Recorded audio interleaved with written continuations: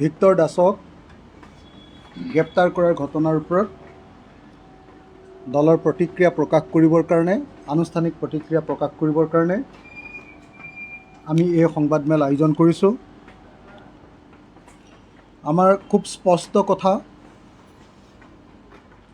যে ভিক্টৰ দাসৰ গ্ৰেপ্তাৰ এটা অবৈধ গ্ৰেপ্তাৰ, বেআইনী গ্ৰেপ্তাৰ।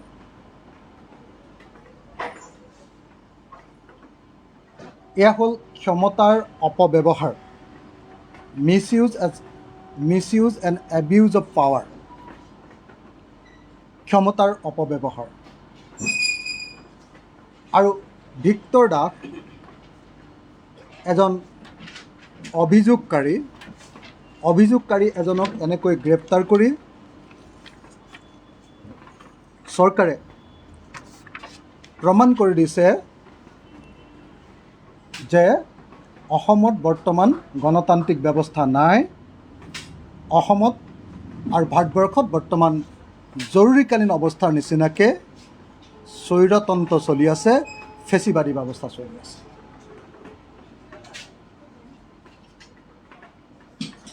আমি ৰাইজৰ দলে আজি ক'ব খোজোঁ যে চৰকাৰে ভিক্টৰ দাসক গ্ৰেপ্তাৰ কৰি চৰকাৰৰ নিজৰ দুৰ্বলতা প্ৰকাশ কৰিছে। অসম চৰকাৰে যদি সঁচাকৈ তেওঁলোকৰ নিযুক্তিৰ পৰীক্ষা যদি তেওঁলোকে স্বচ্ছতা আৰু নিকাৰ ব্যৱস্থাৰে কৰিছিল, তেতিয়াহ'লে ভিক্টৰ দাসৰ নিচিনা এজন যুৱকলৈ ভয় খাবলৈ আছিল কি? কিন্তু অভিযোগকাৰীক গ্ৰেপ্তাৰ কৰি চৰকাৰে প্ৰমাণ কৰি দিলে যে চৰকাৰে ভিক্টৰ দাসলৈ ভয় খাইছে। যি সময়ত চৰকাৰে ভিক্টৰ দাসৰ কথাটো, ভিক্টৰ দাসে যি অভিযোগ কৰিছে সেইটো মিছা বুলি প্ৰতিপন্ন কৰিব লাগিছিল,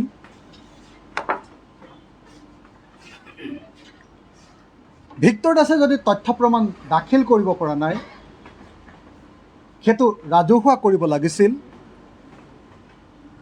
আৰু ভিক্টৰ দাসক গ্ৰেপ্তাৰ নকৰি তেওঁক ৰাজহুৱাকৈ নিন্দা কৰিব লাগিছিল,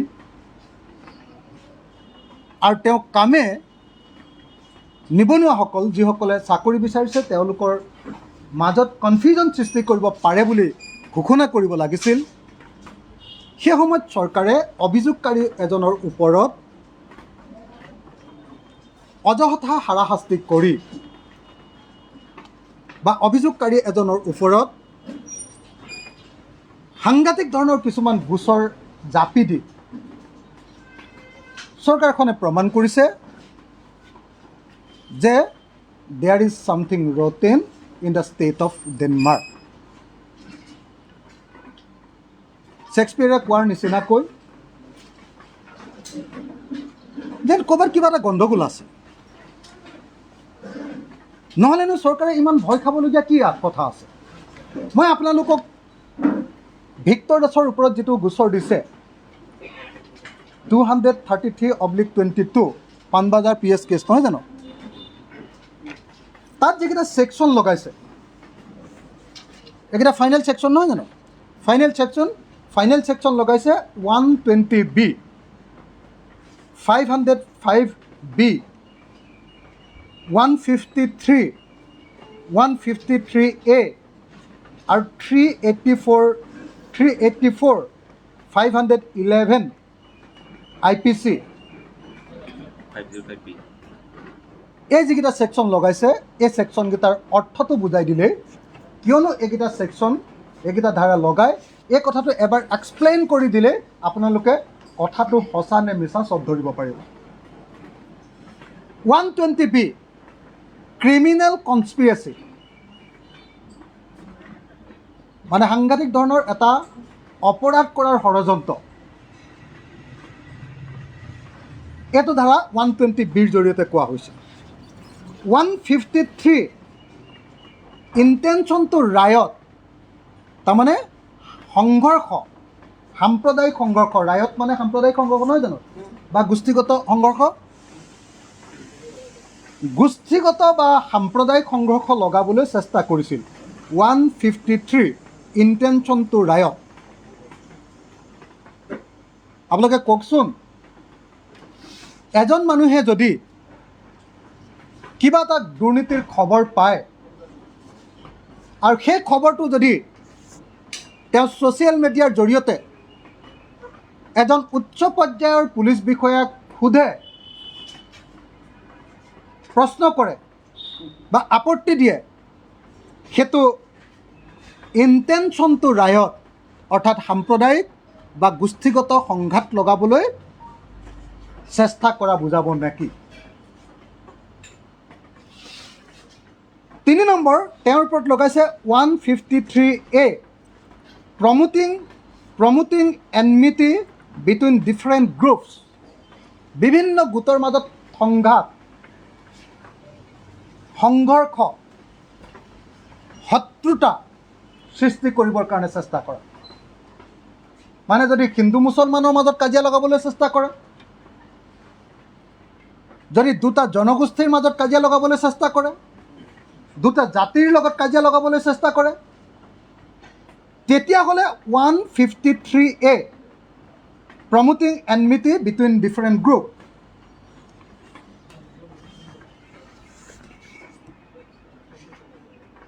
এইটো লগায়। আপোনালোকে নিজেই কওকচোন, অসমবাসী ৰাইজে নিজেই ভাবকচোন যে সঁচাকৈ ভিক্টৰ দাস নামৰ এজন টিউশ্যন কৰি খোৱা শিক্ষকে, এজন সাধাৰণ যুৱকে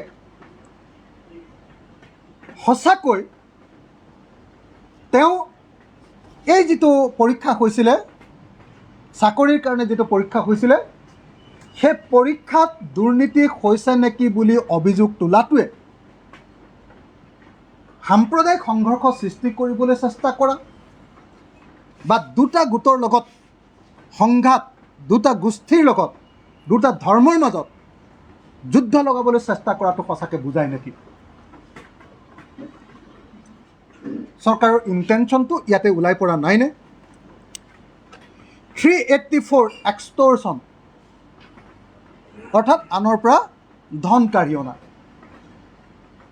384 আৰু 511 এটেম্পটিং টু কমিট অফেন্স, আৰু 505B commit an offence against state or against the public tranquillity. মানে ৰাষ্ট্ৰৰ বিৰোধিতা। 505B এই কথাটো কয় ৰাষ্ট্ৰৰ বিৰোধিতা। ৰাষ্ট্ৰ মানে বহুত ডাঙৰ বস্তু দেই। ৰাষ্ট্ৰ মানে চৰকাৰ নহয়, ৰাষ্ট্ৰ মানে গোটেই ব্যৱস্থাটো। সঁচাকৈ এটা চাকৰিত কেলেংকাৰী হৈছে নেকি, এই অভিযোগটো উত্থাপন কৰিলে সঁচাকৈ ৰাষ্ট্ৰৰ বিৰোধিতা কৰা হয় নেকি বাৰু? গতিকে এই গোটেইকেইটা ছেকশ্যন তেওঁৰ ওপৰত লগোৱা হৈছে। ভিক্টৰৰ কেছৰ নাম্বাৰটো হ'ল 233/22, পাণবজাৰ PS কেছ নহয় জানো? এই গোটেইটোৱে প্ৰমাণ কৰিছে যে চৰকাৰে ইণ্টেনশ্যনেলি, ইচ্ছাকৃতভাৱে ভিক্টৰ নামৰ ল'ৰাজনক বেছ কিছুদিন ধৰি জেলত ৰাখিবৰ কাৰণে, তাকো অন্য কাৰো গোচৰ নহয়, চাগে এইটো পুলিচৰ চৌমতো কেছ নহয়নে?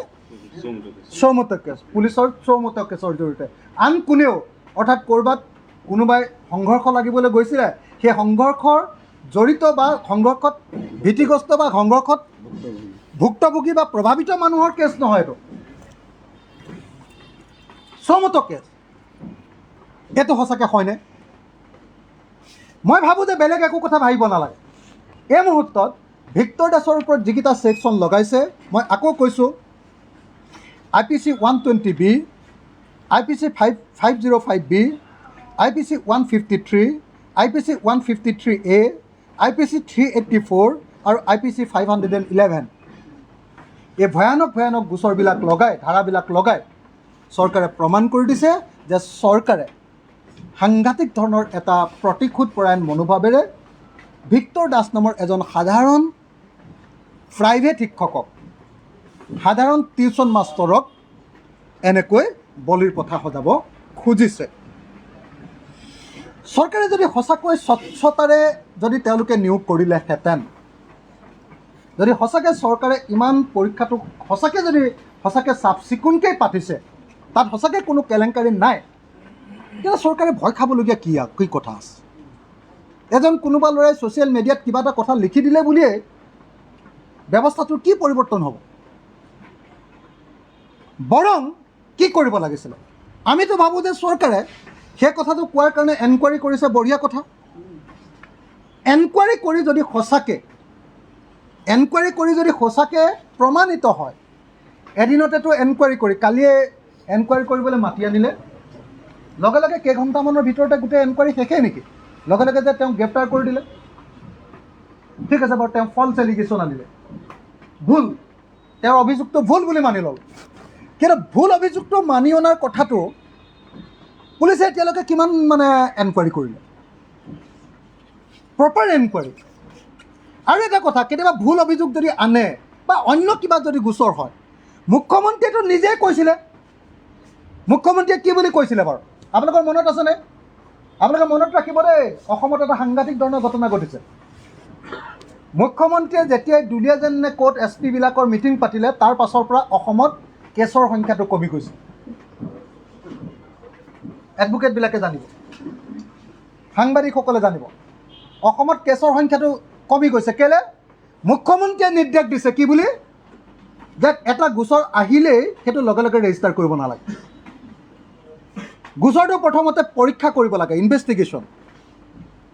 আৰু ইনভেষ্টিগেট কৰি যদিহে তাত প্ৰপাৰ যদি সঁচাকৈ তাত কণ্টেণ্ট আছে বুলি ভাবে, তেতিয়াহে তেওঁক গ্ৰেপ্তাৰ কৰিব লাগে, নহ'লে গোচৰটো ৰেজিষ্টাৰেই কৰিব নালাগে।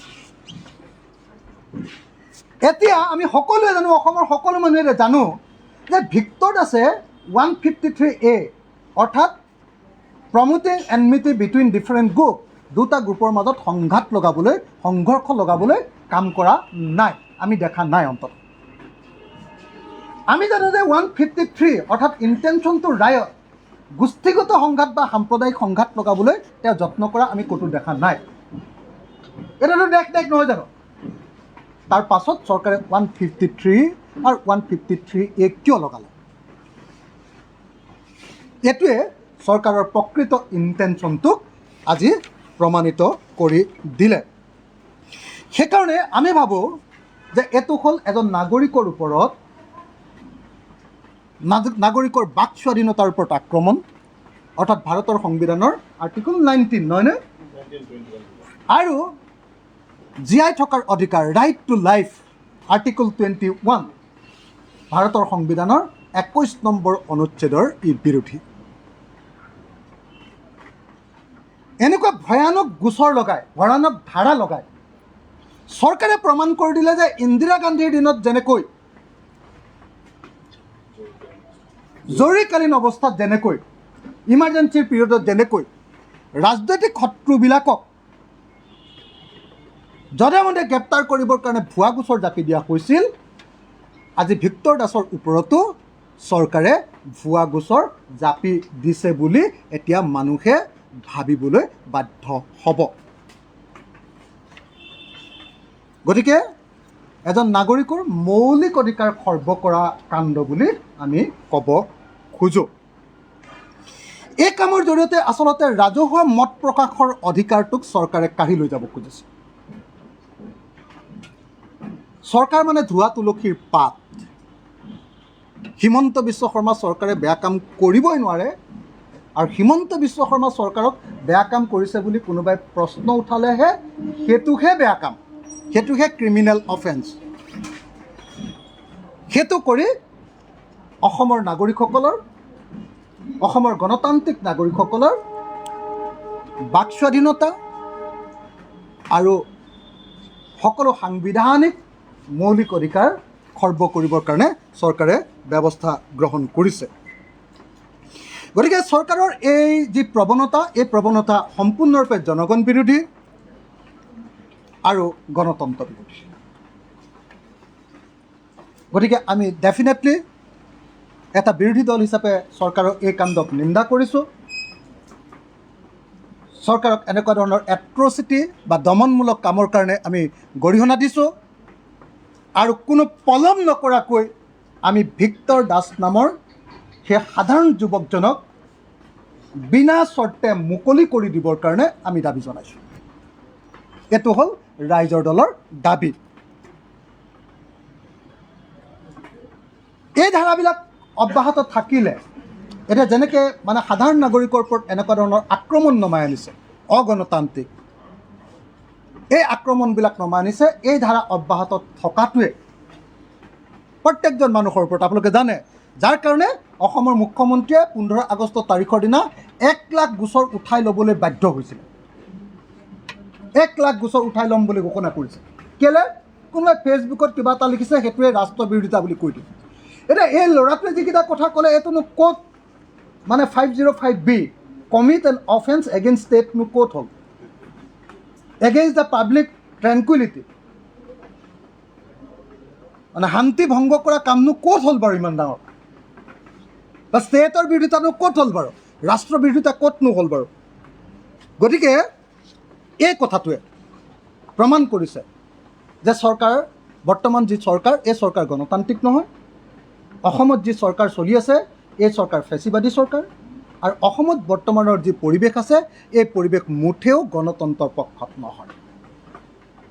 এই চৰকাৰে জনতাৰ বাক স্বাধীনতা হৰণ কৰিছে, এই চৰকাৰে জনতাকে শত্ৰু বুলি ঘোষণা কৰিছে, আৰু এই চৰকাৰে চৰকাৰ বিৰোধিতা কৰিলেই তেওঁক ৰাষ্ট্ৰ বিৰোধী বুলি ঘোষণা কৰিছে। একেটা কাম কেইদিনমানৰ আগতে আমাৰ সাংবাদিক বন্ধু, প্ৰতিদিন কাকতৰ জ্যেষ্ঠ সাংবাদিক বনজিৎ ঠাকুৰীয়াৰ ওপৰত কৰিছিলে। বনজিৎ ঠাকুৰীয়াৰ ওপৰত কৰিছিলে আপোনালোকে সকলোৱে জানে। অকল বনজিৎ ঠাকুৰীয়াটো শেহতীয়া উদাহৰণ, তাৰ আগতে কিমানজন যে অসমীয়া যুৱকৰ ওপৰত এই কাণ্ডটো কৰিলে আমি সকলোৱে জানো। সাধাৰণ কথা এটা ক'লেই জেলত দি দিয়ে। সংবাদ মাধ্যমো আনকি মানুহৰ লগত তেতিয়া নাথাকে বহুত সময়ত, একাংশ সংবাদ মাধ্যম।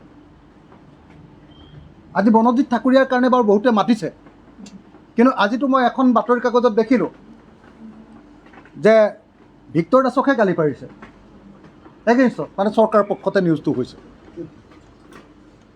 এটা কথা কিন্তু আমি সকলোৱে মানি ল'ব লাগিব দেই, যদি আজি বনজিৎ ঠাকুৰীয়াৰ বিপদৰ সময়ত আমি নাথাকোঁ, সাংবাদিকৰ বিপদৰ সময়ত যদি আমি নাথাকোঁ,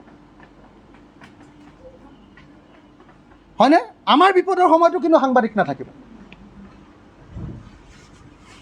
আজি ভিক্টৰ দাসৰ, এজন যুৱকৰ বিপদৰ সময়ত যদি আমি ভিক্টৰ দাসৰ পক্ষত নাথাকোঁ, কাইলৈ অখিল গগৈৰ ওপৰত যেতিয়া অত্যাচাৰ কৰিব তেতিয়াও কিন্তু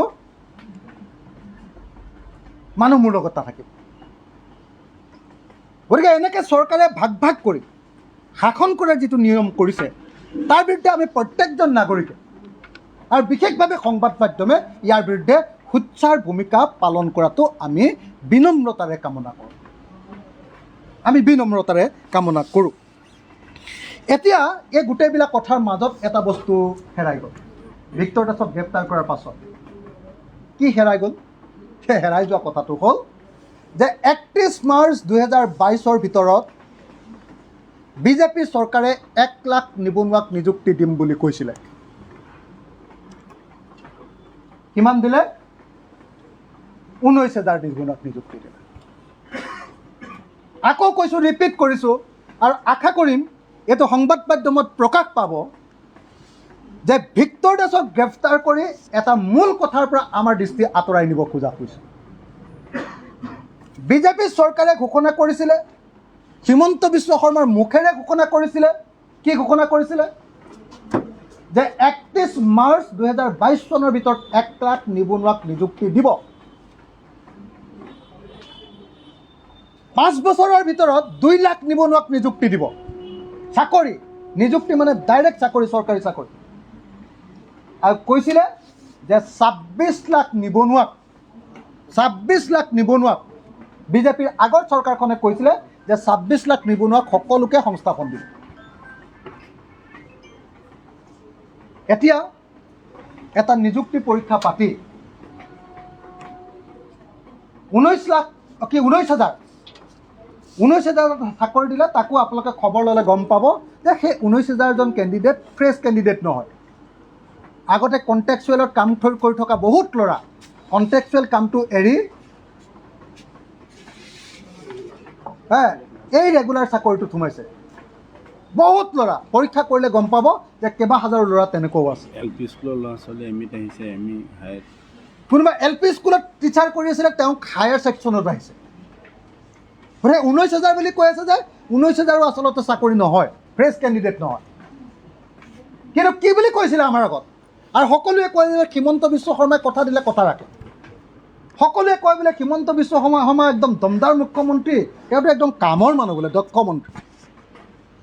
আৰে ভাই, হিমন্ত বিশ্ব শৰ্মাৰ সেইখন সোণৰ মুখেৰে কথা দিছিলে যে 31 মাৰ্চ 2022 চনৰ ভিতৰত 1 লাখ নিবনুৱাক গণি নিযুক্তি দিব।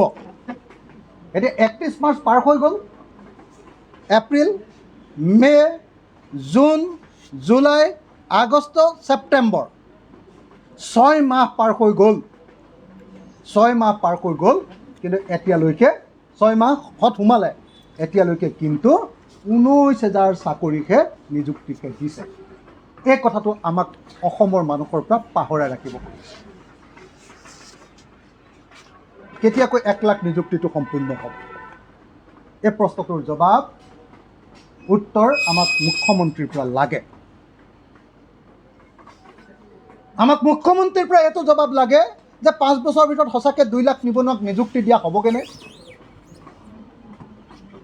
আমাৰ বিজেপি দল আৰু চৰকাৰৰ পৰা লাগে যে 5 বছৰৰ ভিতৰত 26 লাখ নিবনুৱাক কৰ্মসংস্থাপন, অকল নিযুক্তি বুলি নধৰোঁ বাৰু, চাকৰি বুলি নধৰোঁ, কৰ্মসংস্থাপন দিয়া হ'বনে?